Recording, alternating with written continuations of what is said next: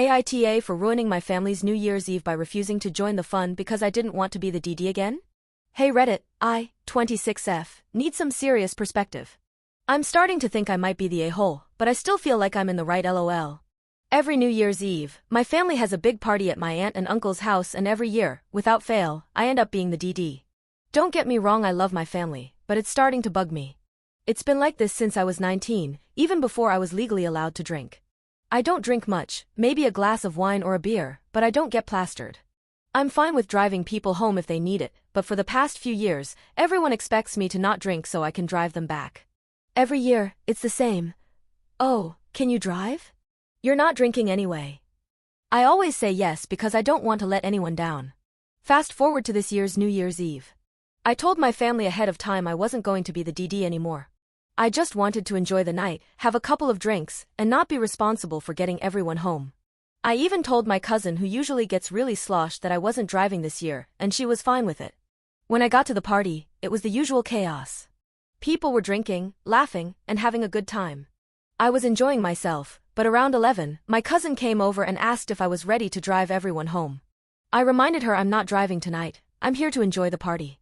She looked at me like I was crazy and said, "Come on, you always drive. Don't be a witch."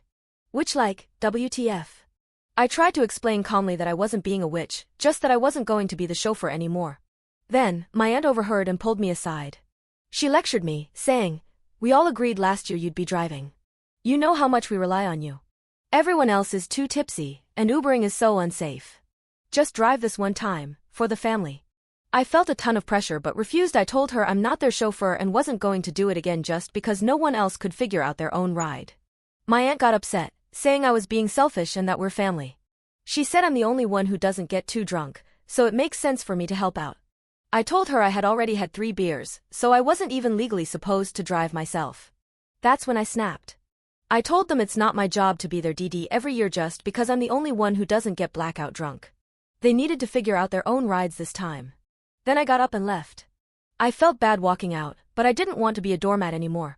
I spent the rest of New Year's Eve at home, watching Netflix, and eating leftover pasta with my boyfriend. My family texted me, calling me dramatic, selfish, and saying I ruined the night. They said I was being super sensitive and that everyone was disappointed in me. Everyone's demanding an apology out of me even now. And by the way, I got home perfectly safe by Uber. But anyways, Reddit, AITA? Update. So update lol? Before I get onto that, I want to address some popular questions from my last post. Some people got confused and asked similar questions, so I thought it might be nice to answer them here. How do I give everyone a ride home? My family lives about an hour and a half from my aunt's house, so I'd fill my car with everyone I could and take them home. The next day, they'd take their spouses' cars to pick up the ones they left. Stupid, I know. How did I get home? I Ubered. Why was my cousin asking to leave at 11? She was drunk and probably had no idea what time it was. My aunt overheard me getting a little upset and pulled me aside, which sparked everything. Update time. I ended up sending a text to our family group chat, including those who didn't make it to the party but heard about what happened. I'll copy and paste what I said here. Hey everyone, I'm not going to apologize for what happened on New Year's Eve. I told you all well in advance that I wasn't going to be the designated driver this year, and I expected you to respect that. I'm not anyone's personal chauffeur, and I'm done being treated like I'm responsible for everyone else's lack of planning. When cousin called me a witch for not driving, that was uncalled for. And aunt, name, lecturing me about being selfish and ruining the night because I chose to enjoy myself instead of taking on that responsibility again? I love you all, but I can't be your punching bag anymore. I'm not going to keep letting myself be the one who sacrifices for everyone else's convenience. I've done it for years, and I'm done. Next year I think I'll be spending New Year's somewhere else. I wish you all safe rides home and hope you'll be able to figure something out. I'll be taking some space from everyone and hope you will understand. I then made the painful decision of blocking my parents, who have been calling me terrible names and making me feel like complete shit since this happened. I never realized how dark my childhood was with all the gaslighting. My parents are probably the reason I have such severe anxiety. My sister and brother are on my side and equally pissed off at our family, so I still got them at least. I really do want to thank you all. I've always known something was off with my family, but I never realized how much I was taken for granted. How unloved I felt until now. Thank you for helping me realize that I'm worth more. And to end on a positive note, my boyfriend is now my fiancé. A few days after my post he proposed.